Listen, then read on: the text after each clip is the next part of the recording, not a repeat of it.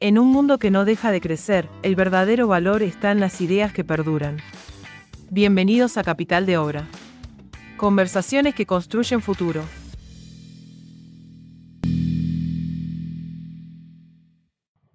No siempre los metros cuadrados y la rentabilidad es lo más importante en el mundo del desarrollo inmobiliario. Muchas veces el capital humano, las personas, aquellas quienes están atrás de los sueños, quienes están atrás de los desarrollos y muchas cosas más son verdaderamente lo que importa. Bienvenido, Damián Tagman, a Capital de Obra. Gracias, Damián, por estar con nosotros. No, muchísimas gracias a vos y a todos ustedes, a vos mismo y a todo el equipo por la invitación. Para mí es un honor compartir este espacio con ustedes, así que entusiasmadísimo y a plena disposición de en qué puedo acompañarlos en este rato que nos tenemos por delante. Bueno, es un placer que estés acá, Damián. Muchas gracias. Sos un referente del desarrollo inmobiliario, del mercado inmobiliario y lo conocés, más allá que sos bastante humilde, pero sabés que sos un referente, así que va a ser un gusto escucharte.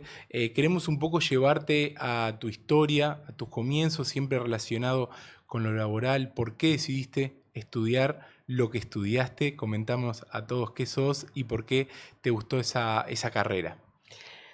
Soy arquitecto con una formación clásica para lanzarme a la vida profesional desde el inicio. Esto ocurrió hace unos 2000 años más o menos cuando me recibí, haciendo proyecto y dirección de edificios. Trabajaba con mi padre, que es ingeniero, era ingeniero, ya falleció. Él tenía su propia constructora. Tenía su propia constructora y la verdad que mi tarea estaba muy focalizada en estar en la obra y en estar muy por detrás del proceso edilicio.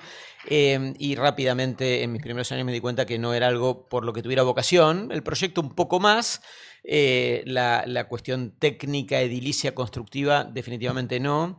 Así que en algún momento decidí buscar algún otro rumbo en mi propia carrera profesional. Simultáneamente había estudiado, yo estudié arquitectura, estudié también filosofía y letras en la UBA, en la Universidad de Buenos Aires. Tenía como una gran impronta humanista en mi forma de abordar el desarrollo profesional. Con lo cual, bueno, discontinué lo duro de los ladrillos y el hormigón y traté de ensayar algunos años metiéndome más en el mundo más de la investigación humanística, historia de la arquitectura, historia del arte, daba clases, siempre tuve, sigo teniendo hasta el día de hoy, una gran vocación por el mundo docente, pero bueno, finalmente no, al poco tiempo me casé, ya a los 30 años tenía 3 hijos, y esa carrera que estaba gestando, que me resultaba súper satisfactoria en términos de mi vocación, para llegar a fin de mes era insuficiente. Claro. Entonces me pareció que debía reorientar mi formación, acercarme más al universo de los números y sobre todo de la economía, que le da sustento económico, valga la redundancia, a los proyectos y a la arquitectura que eventualmente se pueda hacer. De eso no sabía absolutamente nada, y entonces quise ver cómo aprender algo al respecto y tener mis primeras herramientas en esas cuestiones. Y en aquella época me di cuenta que no había ninguna oferta académica para formar a gente que quisiera convertirse en lo que hoy en día se llama, se conoce, y en aquel momento no, estamos hablando de la prehistoria. En aquel momento ni siquiera no existía el rol de aquello que hoy llamamos desarrollador inmobiliario, ¿verdad? Es decir, los proyectos inmobiliarios, estoy hablando de cosas, bueno, la mayor parte de la gente que por ahí nos escucha o nos mira no había nacido. ¿Qué año más o menos? Estamos hablando de los fines de los 80, principios de los 90. En aquel momento, el liderazgo de los proyectos inmobiliarios y durante los 30 años previos hasta ese momento habían estado en cabeza de aquello que se llamaba empresa constructora, ¿verdad? O sea, alguien le compraba un departamento en Pozo a la empresa constructora, que por otra parte el grueso de su actividad y el foco de lo que hacía estaba depositado en el proceso de edilicio, casualmente, y la palabra desarrollador no estaba ni inventada, con lo cual cuando yo quise formarme para poder reorientar mi carrera profesional hacia ese mundo, me encontré que no solamente no había formación para ser desarrollador, sino que no había desarrolladores, claro. en el sentido amplio de la palabra, ¿no? ¿Vos crees que esas empresas constructoras que estaban construyendo y desarrollando, no estaban desarrollando sin saberlo ¿O no? ¿O crees que era todo más Bueno, menos profesional que ahora? vos sabés que en realidad depende mucho de los momentos de mercado y no es que obedece solamente a una cuestión tanto de conocimiento, sino a una manera del cómo concebir la producción o la edificación del hábitat, Tal cual. ¿verdad? Si uno recorre nuestras ciudades, la producción arquitectónica de la década del 70, de la década del 60 incluso, es bastante tosca en términos de la definición de la producción arquitectónica de calidad. Por supuesto que en aquellos años hubo arquitectos súper renombrados y famosos, pero esencialmente hacían museos o torres corporativas en Manhattan para las multinacionales, digamos. Pero a la hora de fabricar edificios en los cuales viviera después la clase media normal, ahí no había, mirá lo que te digo, aunque va a parecer paradójico, hasta inverosímil podría suceder para muchos de los que nos escuchan, los arquitectos prácticamente no tenían presencia en el proyecto de esos edificios. Usualmente el que lideraba la empresa constructora, hablo de la prehistoria, era un ingeniero en construcciones, un ingeniero civil, con mucho foco en la técnica constructiva, en el cálculo de estructuras, ¿verdad? Y usualmente contrataba a los arquitectos, se van a reír mucho, pero créeme que es así, para hacer el hall de entrada, sobre todo las cuestiones de interiorismo del hall de entrada y algún toque en la fachada que no fuera demasiado, que no alterara demasiado lo que finalmente el ingeniero quería proyectar. Exacto. Por supuesto, los arquitectos tenían virtualmente cero participación en la elaboración de las plantas de arquitectura, que era una producción estrictamente ingenieril. Era una fábrica de casas bien comercial. Exactamente. Y eso en algún momento de los 90 empezó con la ola, digamos, de renovación de la Argentina en general en la década del 90, una apertura al mundo, una posibilidad de que muchos argentinos empezaran a viajar también y a mirar mucho más el mundo. ¿El 1 a 1 tuvo algo que ver? El 1 a 1 tuvo mucho que ver en nuestra actividad, pero no solo en nuestra actividad, en toda la Argentina, en su conjunto, ¿verdad? Empezamos a interactuar con productos importados de eximia calidad que fueron disruptivos y que en la Argentina, que había sido un mercado muy cerrado, como después volvió a serlo durante tantos años, en aquella época ni siquiera viajábamos, cuando yo era chico ni siquiera viajábamos, ¿no? Entonces simplemente no se conocía todo eso. Entonces, de la mano de esa oleada de, entre comillas, modernización de la economía argentina durante el menemato, no sé cómo llamarlo, la época del gobierno de Menem, del 1 a 1 efectivamente, también vino un influjo muy potente de cuestiones vinculadas con el marketing, con la comercialización y con la definición de producto en términos de la producción, fabricación de la vivienda para la clase media argentina, ¿no? Entonces empezaron a aparecer cosas que hoy por hoy conviven con nosotros cotidianamente.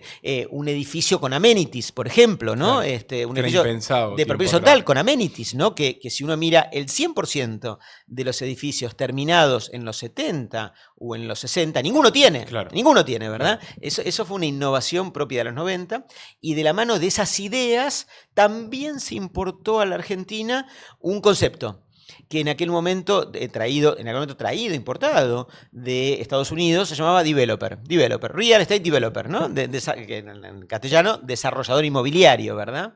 Empezó a aparecer en esos años y fue justo cuando yo estaba haciendo esa migración profesional hacia tratar de ser algún rol dentro de la cadena de valor del hacer emprendimientos inmobiliarios. Y a mí también me impactó mucho en aquellos años esa figura del desarrollador, con lo cual lo primero que quise fue aprender a hacerlo y empecé a averiguar universidades, cursos, posgrado, cero, ¿verdad? Cero, porque en la Argentina virtualmente no existía. Tal cual. Así que, simplemente para contar brevemente mi historia personal, dado que me preguntás, hice un posgrado, una maestría en finanzas, porque me pareció intuitivamente que era una herramienta útil para complementar mi formación de arquitecto y aquellos años que trabajé en obra con mi padre, con lo cual aprendí un montón de números, con poca vocación, debo reconocer que me costó mucho, ¿verdad? O sea, entender la diferencia entre activo y pasivo, ¿no? Que parece una cosa elemental, para un arquitecto es tan complejo como mandar un cohete a Marte, y así lo sentía en aquellas épocas.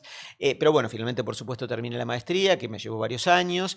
Después entré a trabajar a un banco, no una sucursal bancaria para hacer de cajero, no es eso lo que hacía, sino que fue un banco que en la década del 90 vio que había una oportunidad en desarrollar el negocio de financiar la actividad inmobiliaria, haciendo cosas que previamente los bancos no hacían, que incluían darle préstamos a las desarrolladoras para financiar proyectos, darle préstamos a la gente para que mediante hipotecas comprara propiedades, ¿verdad? Y también invertir en proyectos inmobiliarios en diferentes desarrolladoras. Y a vos te contrató ese fue mi rol, me contrató el banco para que fuera el gerente de esa unidad de negocios.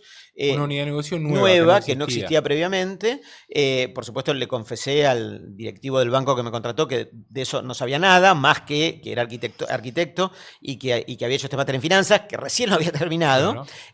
Pero tampoco había más nadie en el mercado que supiera de la cuestión, con lo cual lo que ideamos, que fue un lindo plan, y todavía lo recuerdo, es que hiciera una pasantía en un banco en Miami, cuyo dueño era amigo de este señor que me contrató aquella vez, para que fuera a Miami a aprender cómo se hacían esas cosas. Porque en Argentina nadie sabía hacerlos, ¿verdad? Entonces no había ningún otro. Entonces, bueno, estuve allá, de verdad aprendí, después trabajé en este banco y fue una campaña importante que se hizo durante varios años, como 10 años trabajé en ese banco haciendo esa actividad. En el 2001 voló todo por los aires en la Argentina, incluyendo, no el banco que subsiste al día de hoy, pero sí por lo menos esa unidad de negocios. Pero bueno, para mí fue una gran escuela, digo, si me preguntás cuál fue mi mejor escuela que de alguna forma ha formateado mi manera de acercarme a esta actividad fue lo que hice en ese banco en aquellos años. Por supuesto lo previo también, haber sido arquitecto, qué sé yo, también, y haber estudiado filosofía y letras también sirve, digo, pero en la práctica lo más concreto fue lo que aprendí estando en el banco, porque rápidamente me sumergí, y por varios años, en la cabeza del que expone plata en serio en que esto sea posible. Y que sobre todo en Latinoamérica, en el mundo desarrollado, por ahí no funciona igual, hay que reconocerlo, pero en Latinoamérica en general, en donde el costo de capital es tan alto en términos generales y el capital es tan escaso y es tan difícil de ser conseguido para cualquier negocio, incluyendo naturalmente el nuestro, el haber estado tan cerca del que ponía la plata y que la única expectativa, estando en un banco, del que ponía la plata en un desarrollo inmobiliario era primero recuperarla y segundo, clave, ganar un poco más, ¿no? Sí. O sea, y todo lo demás le resultaba como superfluo. Para mí fue muy formativo. Por supuesto, con el paso de los años, yo mismo decanté el entendimiento que eso no es lo único, y es obvio que no es lo único, pero al haber entendido a fondo esa manera de mirar el desarrollo inmobiliario, que es como la columna vertebral de los números, me resultó muy formativo, y hasta el día de hoy, si me preguntas, bueno, ¿qué es lo que más agradezco de mis años formativos? Fue el haber tenido la oportunidad de hacer esa experiencia laboral en un banco tantos años.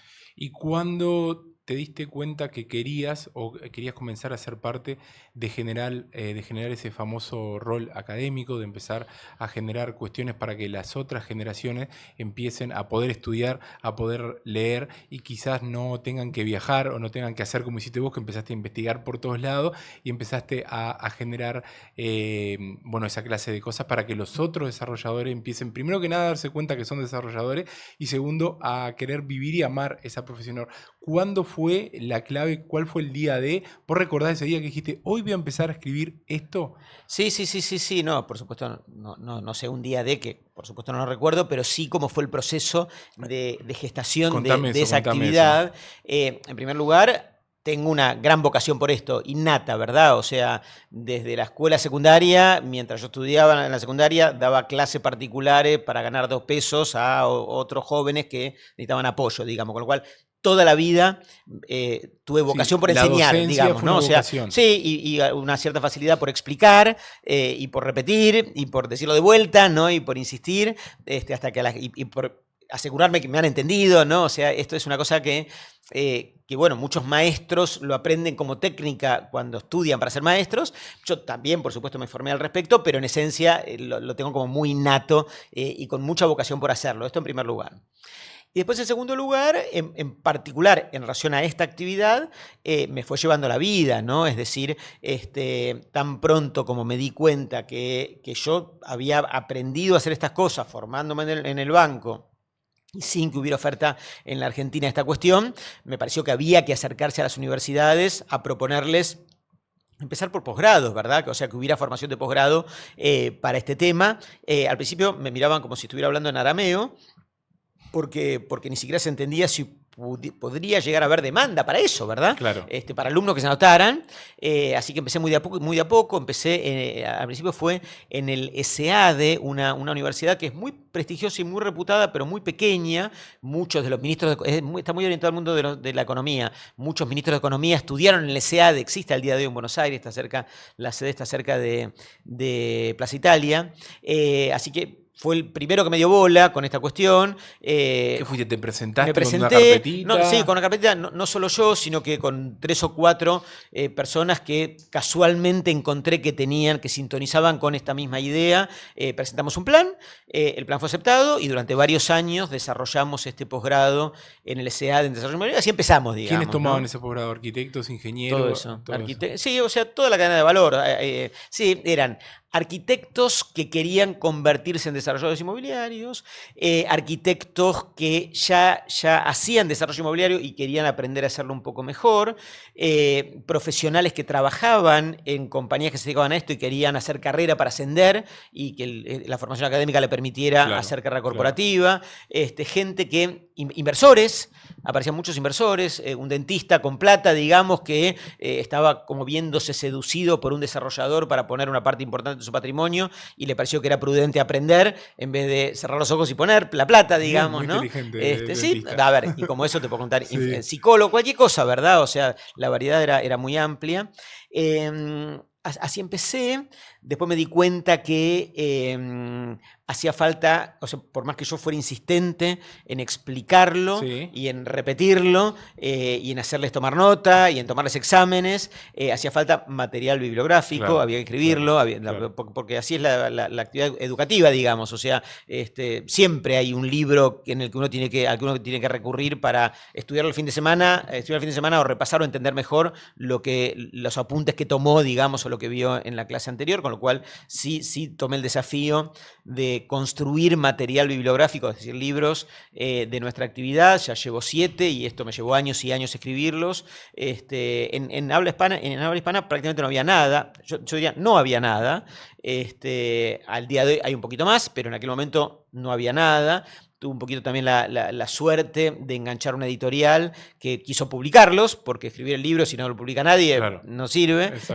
Con lo cual eso también apareció. Es una compañía que tiene como muchas facetas de servicios de distinta naturaleza que le presta al sector, y que tener una editorial específica le parecía que era como sinérgico o complementario del resto de las cosas, con lo cual me contrataron a la correctora, ellos invirtieron en las primeras ediciones y en el marketing para venderlo, y así fue el primero, y hasta el último lo saqué hace 1 año y medio aproximadamente. Ahora estoy escribiendo un 8º. En fin, toda la vida, digamos, ya me ha acompañado la idea de escribir. Por supuesto, también fui rotando un poco de universidades al día de hoy, y ya desde hace 20 años, porque esto que te cuento fue hace mucho, ¿verdad? Ya desde hace 20 años dirijo el posgrado en desarrollo inmobiliario en la Universidad Torcuato Di Tella, que es como de las más prestigiosas privadas de la Argentina, y también dirijo el posgrado en desarrollo inmobiliario hace 10 años en la Universidad de Buenos Aires, que es la universidad pública más importante del país. Desde hace unos 5 años tengo la materia de grado en la carrera de arquitectura de desarrollo inmobiliario, tanto en la Facultad de Arquitectura de la Universidad de Buenos Aires como en la Facultad de Arquitectura de Di Tella. Por supuesto, hago estas actividades con un equipo de gente que me acompaña, si no sería imposible estar todos los días, todo el tiempo dando clases, cosa que no hago, pero sí es evidente que le pongo muchísimo tiempo a formar, ¿cómo decirte?, futuros competidores, y lo hago con mucho gusto. ¿Qué tan clave pensás que es para el desarrollador inmobiliario, en este caso argentino, uruguayo, paraguayo, que nos estén mirando en la región, abrirse al mundo? ¿Qué tenés para contarnos con los viajes que hacés? Comentame un poco eso. Es fundamental, ¿verdad? Es fundamental. O sea, es imprescindible abrir la cabeza. Esta es una actividad, el desarrollo inmobiliario, que tiene como varias cuestiones que la caracterizan y que uno como desarrollador tiene que mirarlas con mucha atención para no caer en la trampa de lo que esas cosas generan. La primera, es muy larga, ¿verdad? O sea, desde que uno detecta un terreno hasta que termina el edificio o el emprendimiento o lo que fuera y entrega todas las unidades, pasan muchos años. Esta es la primera cuestión. La segunda cuestión, hay muchísima plata involucrada en la actividad, es decir, si uno como líder del proyecto no tiene acceso a un volumen de capital significativo, de inversores, de banco, de lo que fuera, ¿verdad? Esto no se puede hacer, con lo cual, y en buena medida, este capital usualmente no es propio, es de terceros, gente que compra en pozo, ¿verdad? Que compra en preventa, un banco que es un tercero, que le presta la plata al desarrollador, alguien que aporta la tierra contra metros, en buena medida es plata de terceros. La combinación de estas cosas, el plazo tan largo y la enorme cantidad de plata que hay en juego en la actividad, tiende a construir en la cabeza del líder del proyecto del desarrollo inmobiliario una actitud quizás excesivamente conservadora, excesivamente cautelosa, en el sentido que, dado que esto es riesgoso per se, porque desde que empezó el proyecto hasta que termina, por ahí cambió el presidente, cambió la economía, cambió la moneda, los inversores que iban a poner tanta plata, por ahí ponen más, pero por ahí ponen menos porque le fue mal, o sea, ya de por sí la actividad tiene un montón de riesgos propios de lo que uno hace, el desarrollador suele ser conservador en el sentido de que no ser el mismo el que redobla el nivel de riesgo que per se la actividad tiene indefectiblemente, y eso lo lleva a pensar que la forma en la cual él ha hecho el proyecto anterior es el cómo debe ser hecho y vale la pena repetirlo casi literalmente de igual forma toda la vida, ¿no? Los 30, los 40, los 50 años de carrera profesional que cada uno eventualmente pueda tener. Y eso es muy malo, eso es muy perjudicial para la actividad, eso le quita capacidad de renovación, capacidad de innovación, capacidad de traer o aportar ideas disruptivas, y la única forma de lograr despejar la mente e inspirarse con cosas que lo lleven a uno a pensar, che, ¿y por qué no esto asá en vez de así, verdad? ¿Y por qué no reformatear, reformular, redefinir la manera con la cual hace 30 años que vengo haciendo las cosas? Y una manera extremadamente potente, y lo tengo súper probado, de que eso funciona de esta manera, es efectivamente esta cuestión de los viajes, esta cuestión de sumergirse para un desarrollador inmobiliario de Montevideo, por decir algo, o de Rosario, ¿verdad? Sumergirse una semana conmigo puede ser conmigo, puede ser solo, ¿verdad? Pero digo conmigo porque lo tengo probado, porque lo hago frecuentemente conmigo en Madrid, ¿verdad? Y estar desde las 8 de la mañana hasta las 10 de la noche, todo el día visitando a los principales desarrolladores inmobiliarios locales, que como es en otro país, y como es en el mundo desarrollado, y como es en otra galaxia, por decir algo, las cosas que cuentan son extremadamente distintas respecto de las cosas que uno hace cotidianamente. El objeto por ahí es parecido, ¿verdad? Son departamentos que tienen una puerta y una ventana. El objeto es el mismo, pero toda la trastienda es extremadamente distinta, ¿no? Desde la concepción del producto hasta la técnica de comercialización, hasta la presencia en redes, cualquier cosa. Bueno, acá tenés un ejemplo claro, que te lo dije recién, que claro. Bueno, viajamos juntos a Miami, sí, creo que 4 o 5 años, con más gente obviamente, y te decía que viajé siendo constructor y volví siendo desarrollador porque es impresionante lo que te cambia la cabeza, pero es increíble. Seguro no es la única manera. Seguro. Pero seguro es súper eficaz para generar efectos transformadores en la carrera profesional de cada uno de los que se someten, entre comillas, a soportarme una semana entera. Al día de hoy hemos hecho infinidad de viajes, han venido con nosotros, creo que tenemos contabilizados más de 500 empresarios, todos sumergiéndose una semana con nosotros en diversos destinos del planeta que identificamos como atractivos para eso, y es espectacular. Miami, Madrid y Vaca Muerta. Y Buenos Aires. Bien, y Buenos Aires. Sí, Buenos Aires es bárbaro, lo hacemos con mucho orgullo, pero además de verdad es atractivo porque para gente que algún porteño viene, pero la gran mayoría normalmente no son porteños, pero para gente de la región, Buenos Aires es un lugar atractivo con mucho para aprender sobre el cómo hacer desarrollo inmobiliario. La Argentina, lo sabrán, sobre todo los no argentinos, es un país complejo para hacer negocios, muy inestable, ¿no? Con mucha volatilidad macroeconómica, que a muchos los llevaría a pensar que con semejante volatilidad, bueno, no se pasa nada, ¿verdad? Es imposible, claro, es imposible con semejante locura, ¿verdad? Y está bien que así sea pensado y observado desde afuera, solo que cuando llegas acá te das cuenta que nada más lejos que eso, ¿verdad? O sea, cuando los grupos vienen conmigo, la primera actividad siempre la hacemos en Puerto Madero, ¿no? Y damos una vuelta por Puerto Madero, y bueno, y todo eso se hizo en muy pocos años en la Argentina con 0 herramientas de las que están disponibles en otra parte del mundo. Por ejemplo, 0 crédito. Por ejemplo, 0 estabilidad. Por ejemplo, ¿no? 0 estabilidad macroeconómica, ¿no? 0 estabilidad inflacionaria, ¿verdad? 0 crédito, naturalmente, ¿no? Bueno, y ahí están, ¿no? Y no solamente que ahí están, sino que muchos de esos proyectos terminan ganando, merecen premios internacionales, porque son espectaculares, ¿verdad? O sea, no es que son premios comprados, es que de verdad están logrados, y eso nos abre un universo grande de cosas a mostrarle a los que vienen y a enseñarles, del cómo es posible, aún en contextos adversos, hacer cosas excepcionales. No es que todo sea excepcional, pero también hay casos excepcionales, ¿no? Háblame un poco, ya que te metiste en Buenos Aires, Puerto Madero, comentable cómo ves el mercado inmobiliario actual y qué crees que pase en mediano o corto tiempo, hablando de Buenos Aires, que ya que estás metido acá en este mercado. La Argentina viene atravesando momentos de mucha incertidumbre, ya hace varios años, digamos, que la Argentina tiene su montaña rusa tan pronunciada. El cambio de gobierno, cuando Milei asumió, nos generó mucho optimismo respecto de su compromiso con normalizar la economía previa, sin que esto suponga ningún juicio de valor ideológico, que no quiero hacerlo de ninguna manera.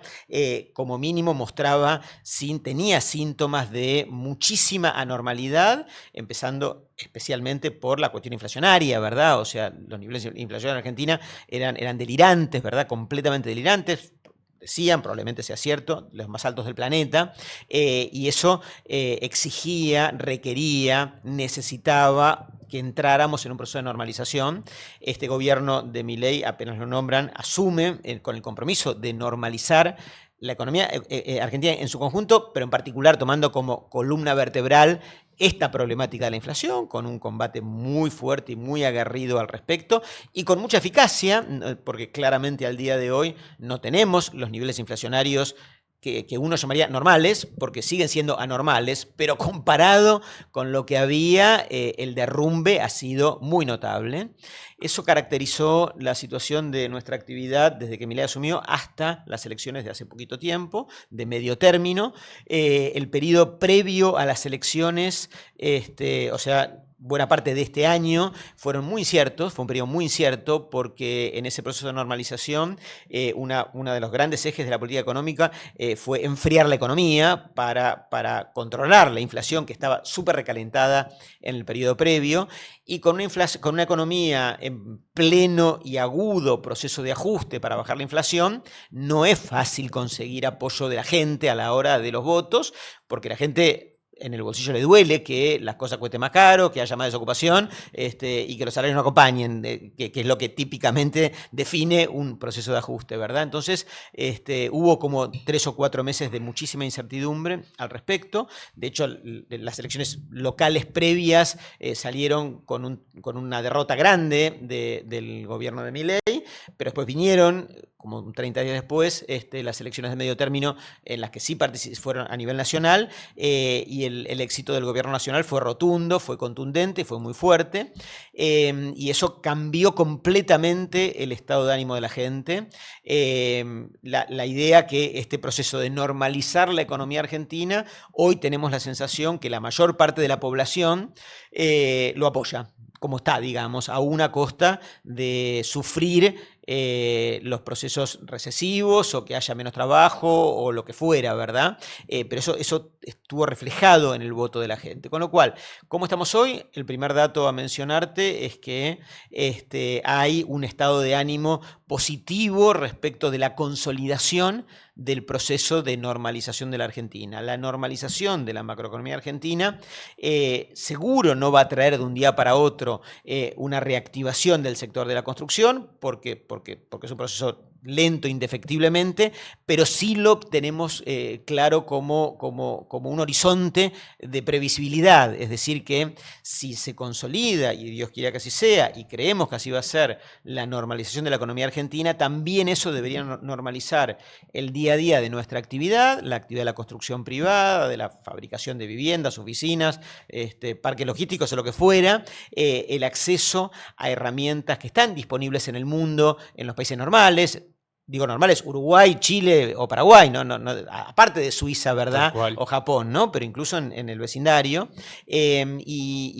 Una disciplina como la nuestra, que hizo lo que hizo con 0 nivel de endeudamiento, si a esto se le empezara a inyectar este tipo de herramientas que son emergentes de la normalidad, que es impensable pretender que en la anormalidad existan, porque nadie va a dar un préstamo a 30 años, ni nadie va a tomar un préstamo a 30 años con una inflación del 300% por mes, por minuto, por año, lo mismo. Claro. O sea, es imposible, ¿verdad? En cambio, cuando se estabiliza, se normaliza, es esperable que estas cosas terminen finalmente decantando y apareciendo, y nos parece que hoy tenemos optimismo respecto, en general, al sector, que eso va a venir, esa normalización, y ese optimismo se redobla pensando que finalmente nos van a terminar llegando ese tipo de cuestiones que están disponibles en otros países que pueden ser un acelerador muy pronunciado y en el mejor de los sentidos de nuestra actividad, una actividad que durante muchísimos años trabajamos exclusivamente para el segmento más rico de la población, no por vocación, sino porque la nuestra es una actividad empresarial en la cual solamente hacemos proyectos si la relación entre ingresos económicos y egresos da positivo, y si no, simplemente no se hace. Y el único segmento con capacidad de lograr esa ecuación en las últimas décadas en Argentina fue el segmento más alto de la población, que son pocos por definición, claro, ¿no? Son pocos, es la parte más empinada de la pirámide económica, como en cualquier país del mundo. Y nuestra expectativa es que, de la mano de la aparición del crédito, empiece a tener poder de compra aquel que no tiene la plata ahorrada para comprar el departamento en efectivo, que es la única alternativa posible en la Argentina en las últimas décadas, o en efectivo, o en los 3 años que dura la obra, ¿verdad? Cuando de repente se abre la posibilidad de pagar esto en 20 años, el universo de mercado que aparece como potenciales demandantes de lo que nosotros producimos a un precio proporcional al costo con una razonable ganancia, es toda la clase media. Entonces, y ahí el mercado se agranda muchísimo. Pero claro, muchísimo. Si me dejás cuantificarlo, podría quintuplicarse, por decir algo. Podría cuadruplicarse, por decir algo. De hecho, si alguien me preguntara del proceso de normalización en la Argentina, cuál es el segmento de los distintos sectores de la economía con mayor capacidad de rebote y de crecimiento en términos potenciales, a corto plazo, los argentinos lo sabemos, es el petróleo y el gas, que es la plata que ya hoy está entrando en vaca muerta, digamos. Esto a corto plazo. A mediano plazo, sin lugar a dudas, la producción de viviendas para la clase media argentina a ser destinada a ese segmento que va a comprarlo con créditos hipotecarios accesibles a 20 años y que durante las últimas décadas no nos ha comprado nada. O sea, son millones de familias que no nos han comprado nada. Vamos a decir, ¿dónde viven? ¿En la calle o en las villas miserias? No. Alquilan, ¿no? O sea, no. O alguno hereda, digamos, ¿no? Pero la gran mayoría no compra porque simplemente no ha podido. Si de repente aparece lo que es propio de los mercados normales, el cambio puede ser fenomenal, copernicano, te diría yo.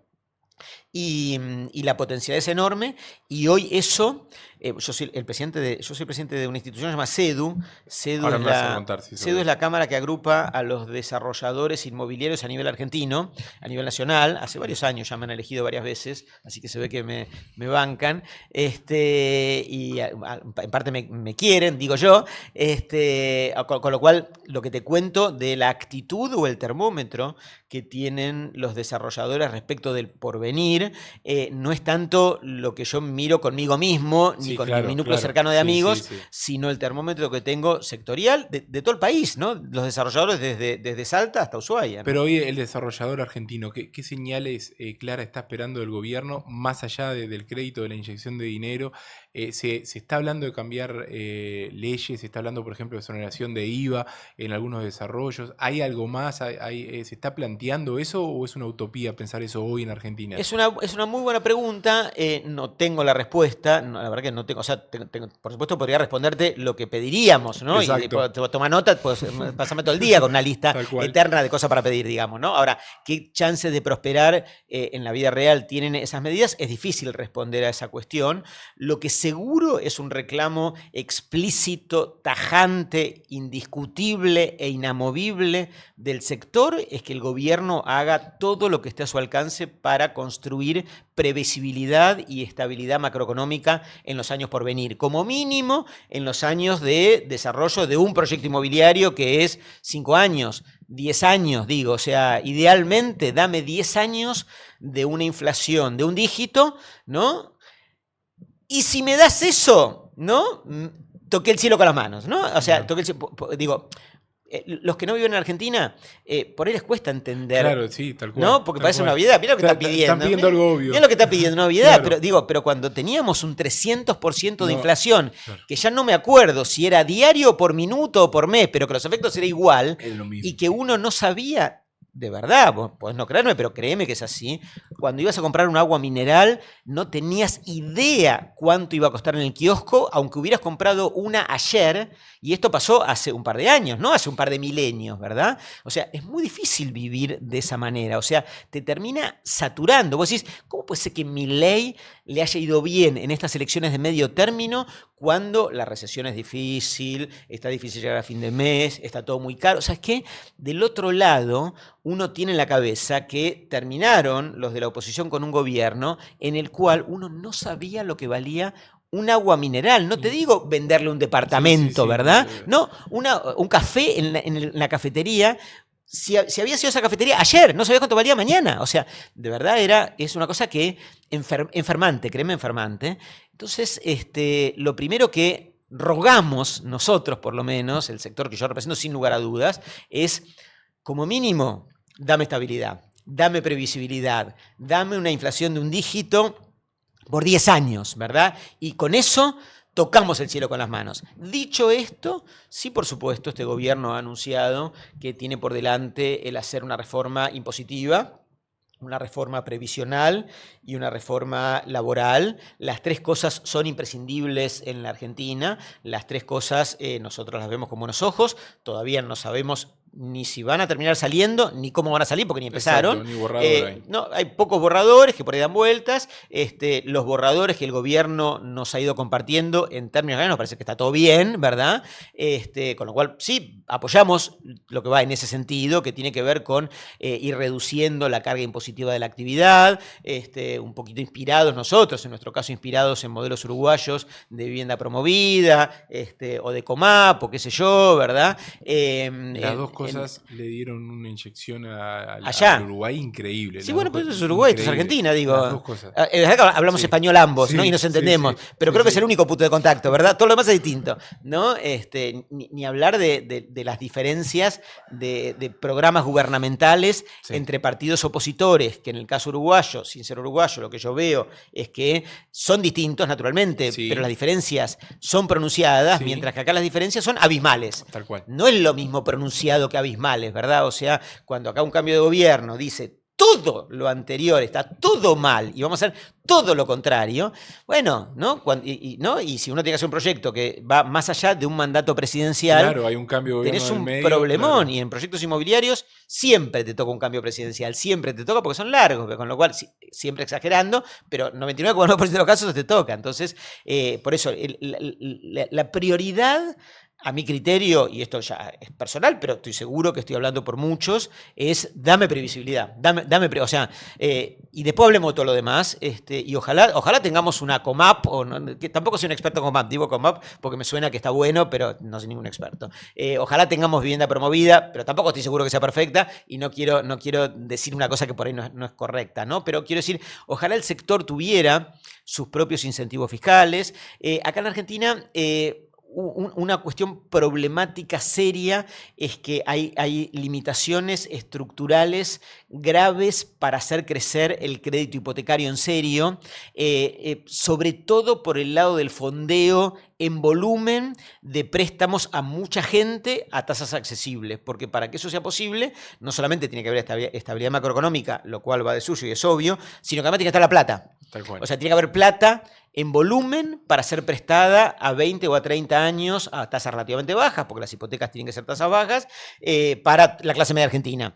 Y esa plata en Argentina hoy no está y no se puede fabricar de un día para otro, ¿verdad? O sea, el sistema financiero argentino, por miles de razones, a contracara de lo que ocurre en Uruguay, es extremadamente raquítico, es muy pequeño, la única plata que los bancos tienen como depósitos que podrían prestar es el dinero transaccional de los argentinos, con lo cual nadie ahorra dejando la plata en los bancos, ¿verdad? Entonces es un sistema financiero muy pequeño y es difícil que para un banco que capta depósitos a 30 minutos o a 30 horas o a 30 días, que a los efectos es lo mismo, prestarlo a 30 años. Porque si el de los 30 días viene a llevarse la plata, el del banco no puede decir al señor, no, lo tengo prestado 30 años, teneme paciencia. Obvio que no se puede hacer eso, ¿verdad? Entonces, el sistema financiero es muy pequeño y eso limita la posibilidad de que crezca el crédito hipotecario. El mercado de capitales es más raquítico aún, ¿verdad?, que el mercado financiero. ¿Qué está pasando con el mercado de capitales? Es muy pequeño, ¿verdad? Es muy pequeño. Entonces, ¿qué está pasando? Hoy nos da una envidia tremenda que después de las elecciones en las que a Milei le fue tan bien, en las de medio término, las acciones subieron un montón, ¿verdad? Y los bonos subieron un montón. Entonces nos da una sana envidia que nuestros primos hermanos, inversores en activos financieros, en vez de inversores en departamentos, hayan ganado tanta plata. Pero eso no es representativo de la economía argentina, ¿verdad?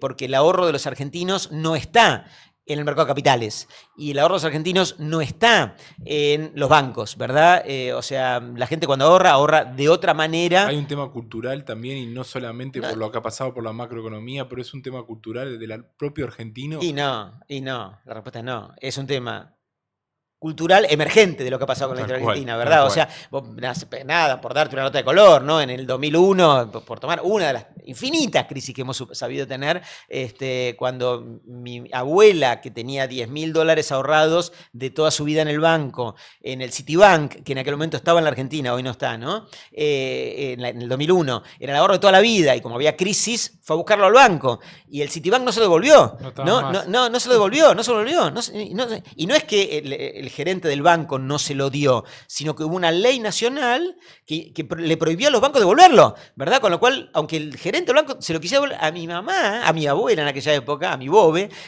no se lo dio, ¿no? Entonces, imagínate, bueno, esa ley salvó al sistema financiero argentino, que no quebró, ¿verdad? Con lo cual seguimos teniendo bancos gracias a aquella ley, pero imagínate, invitala alguna otra vez. Mi abuela murió, pero hace varios años. Pero, che, ¿no querés llevar tus ahorros al banco, no? Me hubiera mirado como si yo fuera un marciano, ¿verdad? Porque, bueno, y eso pasó varias veces en la Argentina, ¿no? O sea, defaults de diversa naturaleza, ¿no? La deuda pública argentina, que en todas partes del mundo es como la inversión más segura, ¿no? Porque el propio Estado se endeuda, y ¿quién pensaría que el Estado no la devuelve, verdad? Bueno, el Estado argentino tiene una gimnasia como muy pronunciada, marcada y acostumbrada de no devolver la plata de la deuda que toma en el mercado, ¿verdad? Entonces, bueno, no es tan fácil conseguir financiamiento si usualmente no la devolvés, ¿no?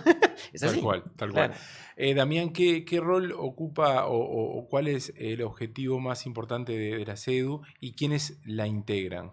La CEDU, como te decía, es la cámara que agrupa a los desarrolladores inmobiliarios a nivel nacional.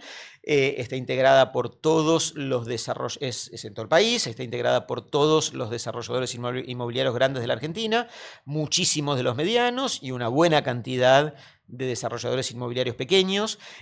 Tenemos diversos ejes de trabajo.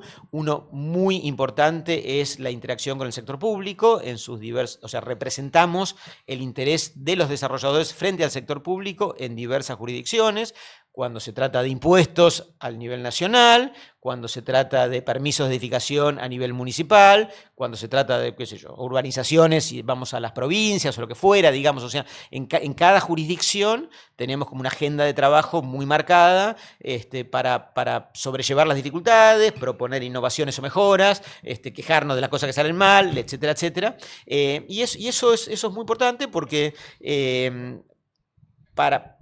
es importante para nosotros porque el reclamo o el pedido sectorial le da legitimidad al reclamo, no es individual. Es grupal. Y la recepción que el político honesto, que no son todos honestos, pero al menos los honestos, que los hay por supuesto, recibe del pedido, también es más legítimo, se percibe como más legítimo, ¿verdad? Porque no es el atender la queja o el reclamo de uno al que no le salieron los planos o que no puede empezar la obra mañana por la razón que fuera, sino que es un reclamo más general. Con lo cual, esa actividad es muy importante para nosotros.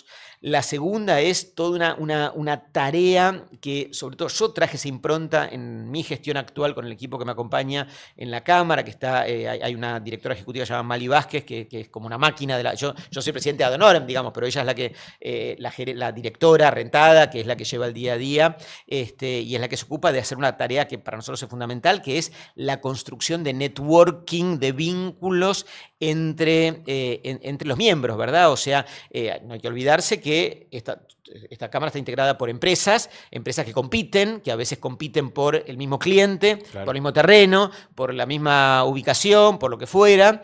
Y la verdad que de la mano del construir este networking y esta confianza que da el conocerse cara a cara entre los miembros de la Cámara, hemos logrado, no todos los casos naturalmente, pero muchísimos casos, que quienes antes eran acérrimos competidores, de repente se conviertan o se sientan en colegas, ¿no? Devengan en colegas, algunos incluso devienen en amigos, ¿no? Algunos novios, hay de todo finalmente, pero quiero decir, esta tarea del conocerse y el vincularse, sí, para nosotros es también un eje rector al que le ponemos mucha dedicación en la Cámara, ¿no? ¿Vos personalmente qué tanto ocupa de tu tiempo? Un montón. Yo al día de hoy participo muy activamente en desarrollos inmobiliarios de mucha envergadura, privados, pero no tengo ningún rol gerencial en ninguno de ellos ya hace varios años. No soy el gerente ni de marketing, ni de venta, ni de construcción, ni nada de los proyectos en los que estoy involucrado. Estoy involucrado en muchos casos como inversor, pero bastante pasivo, en otros casos como director, en otros casos como asesor, ¿verdad? Siempre en proyectos grandes, pero no tengo una tarea asalariada en ninguna estructura formal de desarrollo que me insuma tiempo, con lo cual tengo mucho más libertad de manejo de mi propia agenda, así que le dedico tiempo a esa actividad inversora o de participación en desarrollo, que es la rentable, de la que cobro plata, digamos, y después me hago millonario dando clases. No, eso es mentira, ¿verdad? O sea, dar clases por supuesto que no trae plata, y la tarea en la CEDU es ad honorem, con lo cual yo te diría que al día de hoy, si tuviera que decirte algo parecido a un tercio, un tercio y un tercio, o un cuarto y un cuarto, porque además soy abuelo militante, ¿verdad? Bueno, ahí te iba, exacto, soy abuelo militante, tengo 2 nietas bastante grandecitas y uno que nació hace muy poquitos días, y le dedico mucho, orgullosamente abuelo, y le dedico mucho tiempo a la familia, por supuesto, pero también a los nietos. Ahí justo me robaste la pregunta, te iba a preguntar qué tan importante era el rol de la familia y qué tan importante es el rol de ser abuelo, y hace poquito lo fuiste por tercera vez, ¿puede ser? Tercera vez, exacto. Pero ¿es especial porque es nena o nene es el primero? Pues, esta vez lo sentí especial, pero tampoco quiero decir nada respecto a las otras nietas, porque efectivamente es el primer nieto varón. Eso me comentaron ayer, sí, que era comentarle que era el primer nieto varón. Sí. Escucha, Damián, la consultoría, sí, el manejar datos. Un desarrollador nuevo que nos está mirando, que nos está escuchando.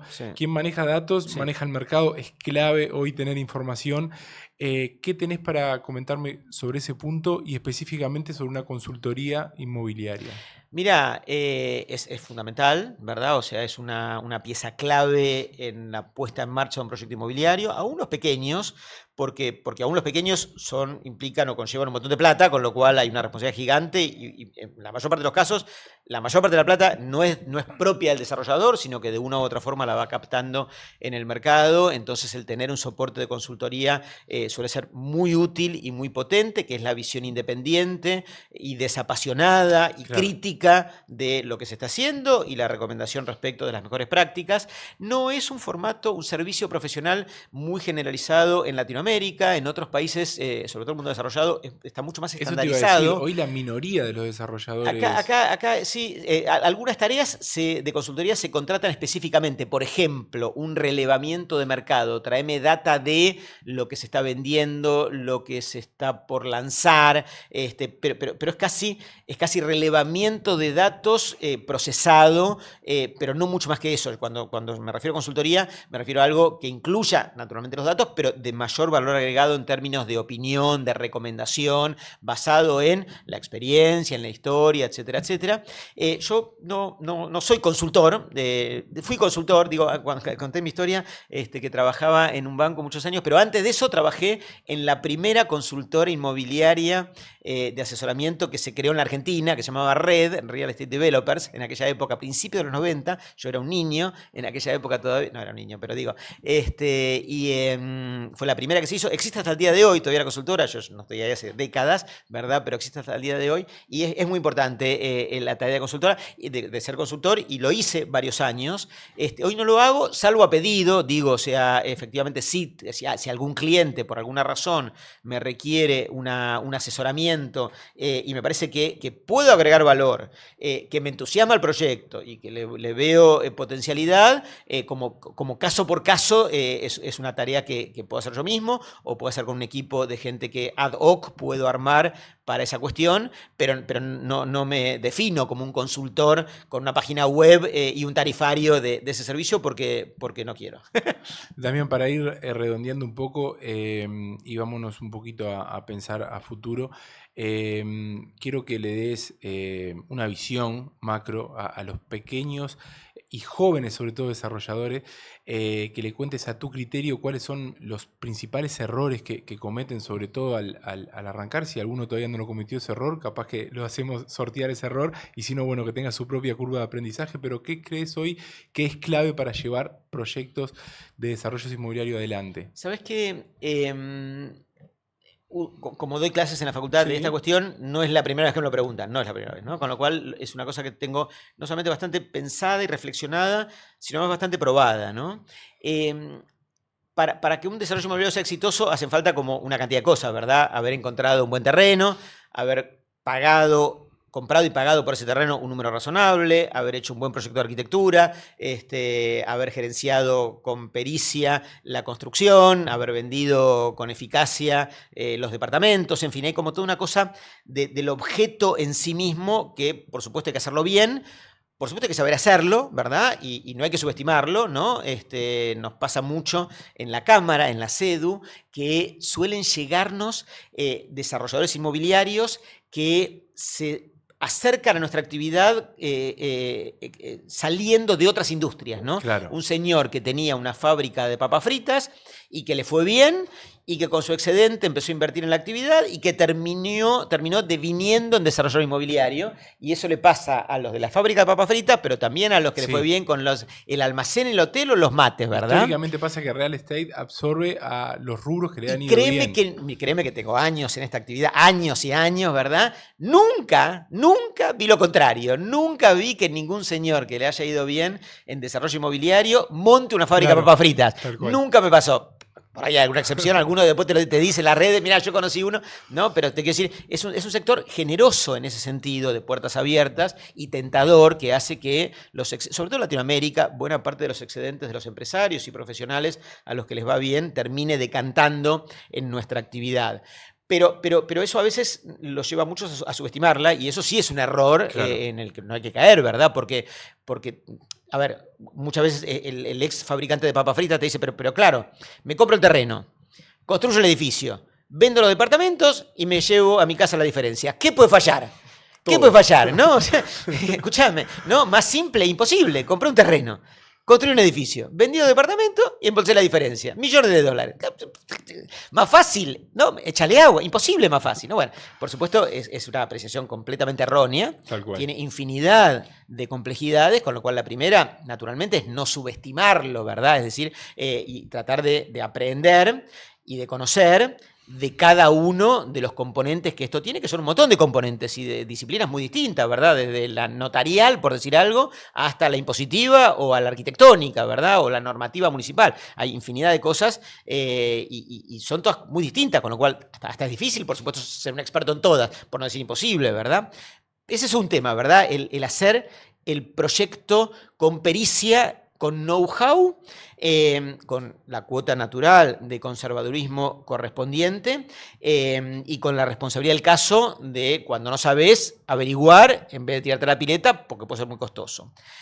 Pero yo diría que hay una cuestión previa a eso, que suele ser mi recomendación a los que están empezando, y es: ¿con quién vas a recorrer el camino? ¿Cómo vas a recorrer el camino, ¿no?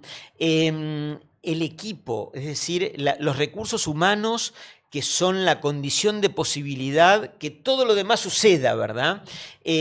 Porque quien empieza esta actividad buscando un terreno, contratando a un arquitecto si no fuera arquitecto, cotizando la obra y buscando una inmobiliaria, con esa lógica, Sí. lo más probable es que se estrelle o que cometa infinidad de errores. La conformación del equipo, del staff, de los recursos humanos, que tienen que cumplir con varias condiciones.